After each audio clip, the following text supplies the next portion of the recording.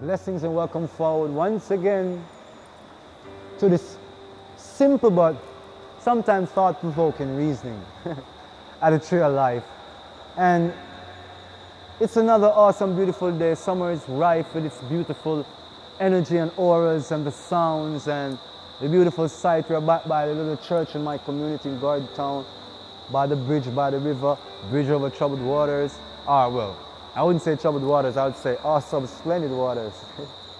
And my current offering this moment is really about fasting and prayer because a couple of friends and people on the site were saying, hallelujah. They're like, Jerome, I'd like you to do a video on fasting. But I said to myself, I always remember when people were talking about fasting, prayer would always be involved. And I think the two are kind of like married together in a true act of, I would say, sacrifice and obedience. And sometimes it's isolated, but I think it's enough correlated that we can keep two together. Now, when I was speaking earlier, I think up in a video on my new home, I was talking about sometimes ramification biologically for people who fast. Because my argument, of which I hold strong to most of my life, was that obedience, I've come to understand, is the proper law of functionality. Because we did not create ourselves, understanding that law of nature abides in the laws of function.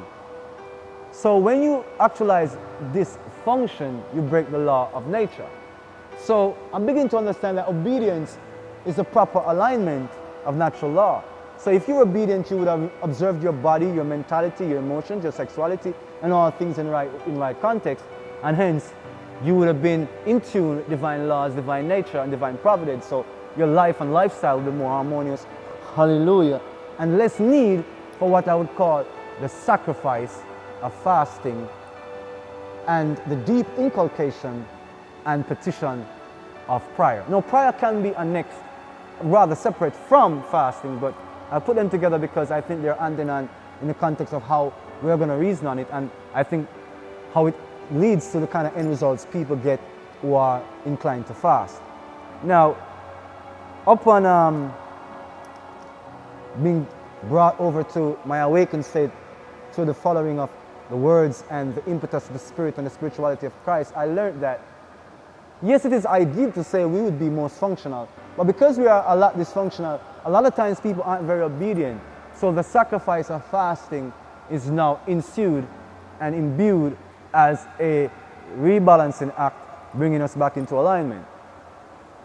Now, people pray for specific reasons, because of the improper attitudes and behaviors, they have gone far in mentality, maybe in emotions, maybe in practice, away from divine creator or divine nature. So by fasting, they're seeking to enhance within themselves the spiritual abilities so they can suffer themselves not to be attached or overly connected to the material world, to the sensory, those things born in desire, and the satiation and the satisfaction of desire. So they're actually seeking to have power over the very things that cause them to have suffered and cause them to have erred and sinned so much in the first place.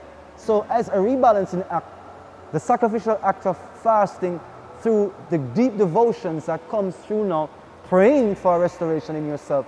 And then when fasting ensues, you find that people pray more. So then it is almost like a hand-in-hand process that when you find yourself so out of sync, you pray.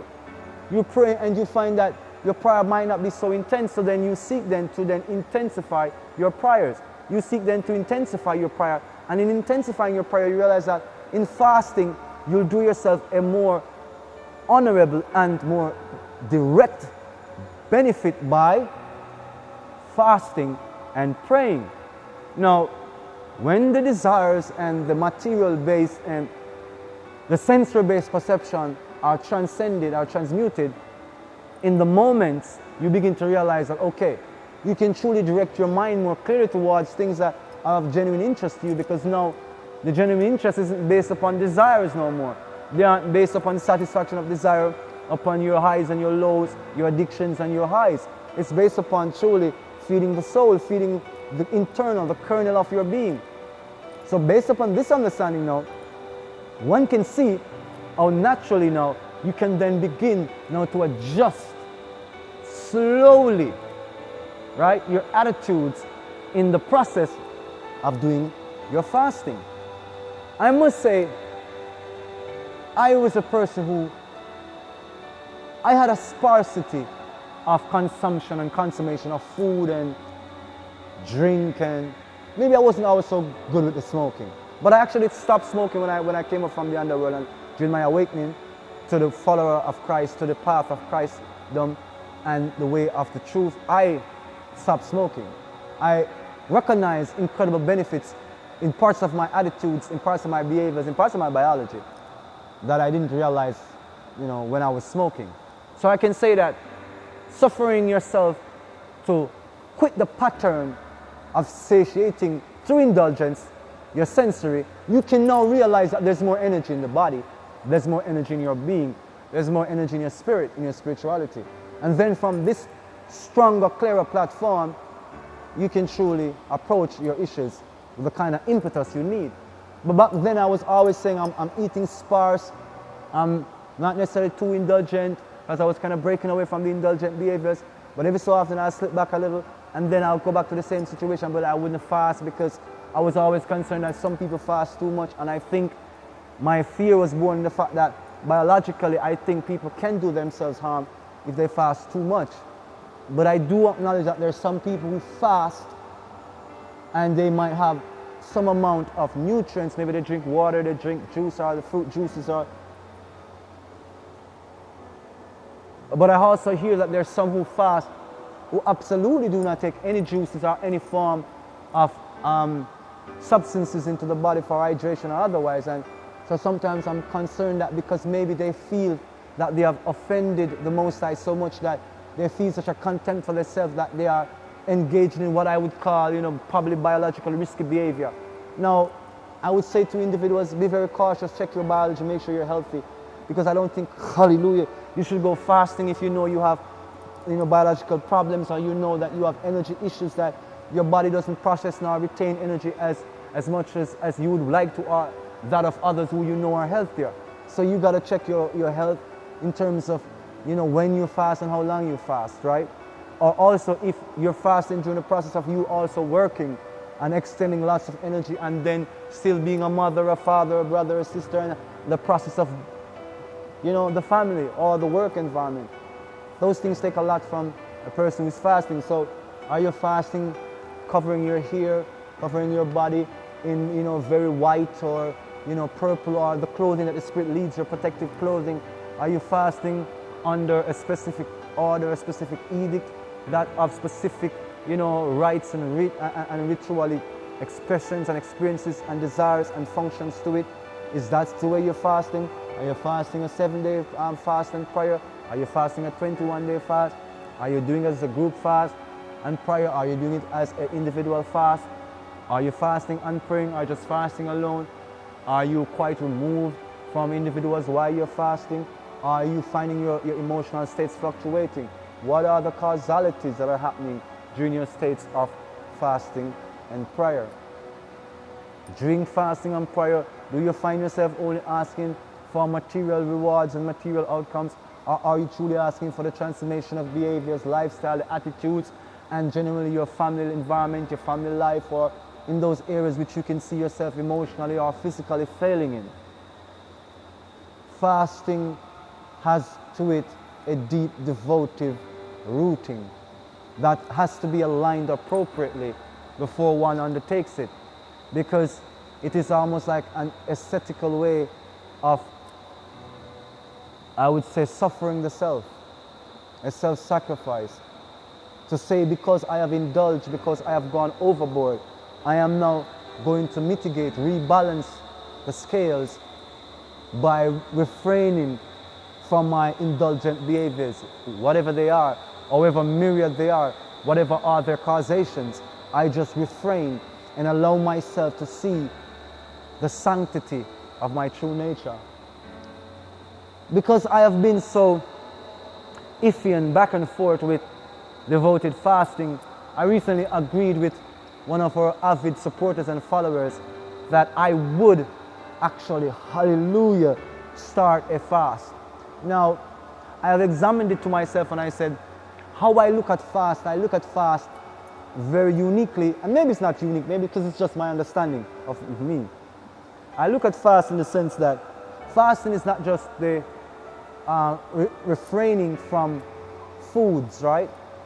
I look at it as refraining from your indulgences, i.e. sexual intercourse with your spouse, or indulgences of partying and drinking, or in my case, I would say I smoke far more than any other activity. So I would say my smoking is somewhat of an indulgence more than just for the sense of sacramental, meditative, or to be closer in my religious and spiritual functionality. So I think I would like to go on a fast from smoking, from ingesting marijuana through the myriad processes I do for a while. Because I remember when I came out from the underworld, there was a break for over a year, and there was such an awesome transformation. Yes, I put on this amazing amount of weight. My cheeks got so fat, my mother asked, you know, what happened? Because she thought something had literally stolen them. Because it was so unusual to see me with that much weight. I was worried about my appetite, because appetite was heavily wrapped up in how often you smoked, and lots of my processes, because it's religious and sacramental in nature. I would smoke before I read, I would smoke before I did my sexual activity, I would smoke before I meditate, I would smoke before I pray. So there was always this intertwining. So I was like, or smoke before I perform. So I was very, very concerned with how I was going to perform and do all those duties while I wasn't smoking. Suffice to say, it was so beautiful to realize that I retained energy, got more energy, and found absolute beautiful avenues of taste in gastronomy, new experiences in terms of being in the environment, seeing different sides of myself, sense, the olfactory was clearer. I smelled scents that I didn't smell for years. I smelled them in a different way. So I just was so awoken. So I can say I would like to restart a process of, hallelujah, taking that fast, but from smoking, because I'm already sparse in what I ingest in my body, and I really don't think heavily about food. So the mental toxins that come from how I view food have been reducing for a long time. So I have, been forward in that. So I think abstaining from food wouldn't benefit me more in the spiritual. I think abstaining from smoking, because it has been such an interesting part of my process, that I think that would be a real fast. So I'm examining that as my true example of fasting. And I'll tell you how it is when I start it and how it goes, right? So maybe I'll do some Instagram videos also when I'm going, not cold turkey, but just going to those moments when you're without that substance in your whole functionality.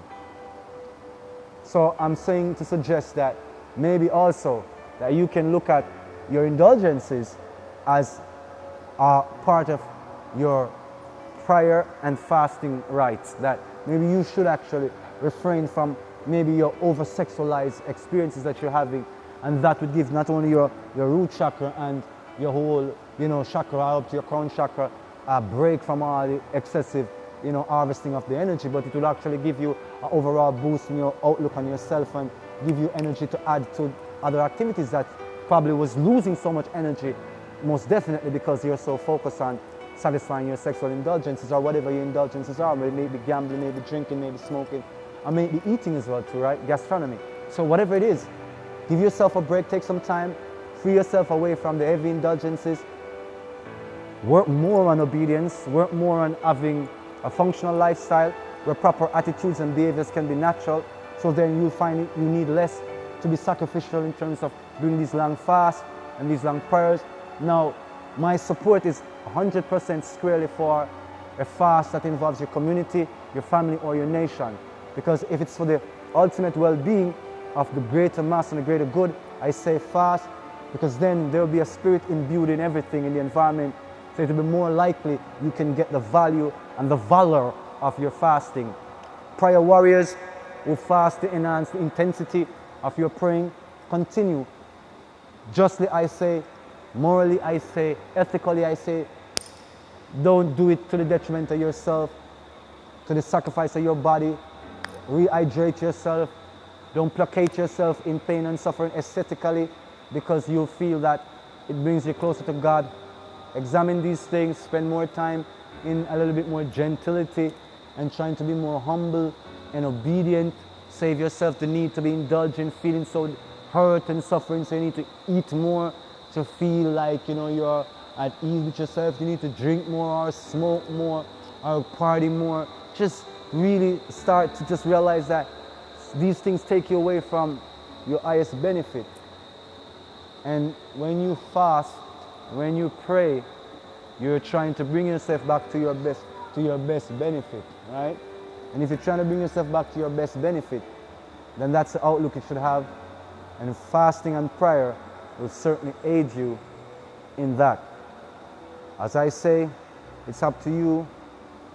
Bring the Most High, the holy angels, always into the process, so it's not just a purely mental and biological event, so that you can truly have the spiritual guidance you need in the process.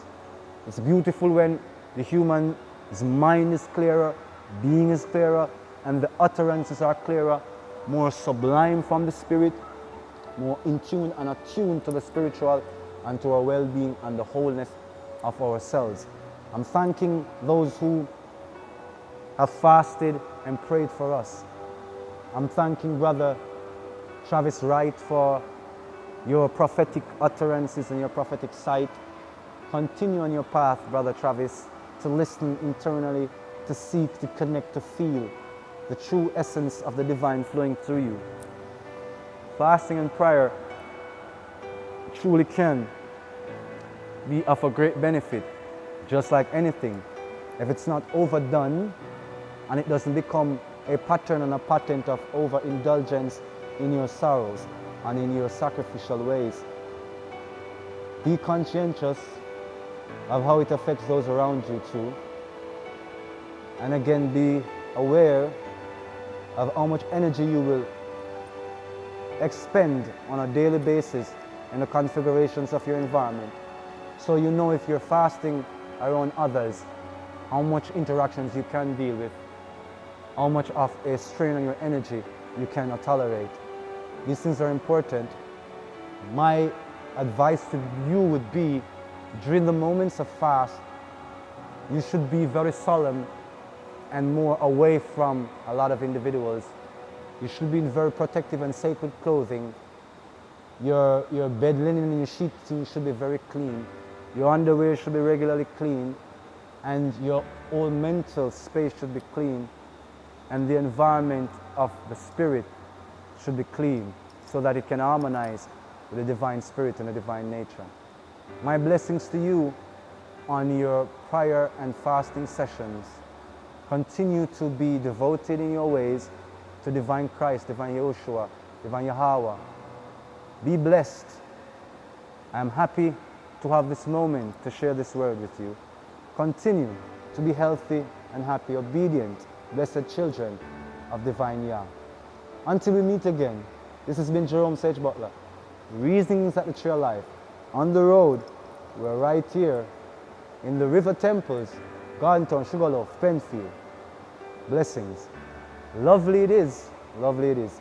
Jamaica, not just on my mind, but in my life, in my reality. Take a little bit in and fill your souls.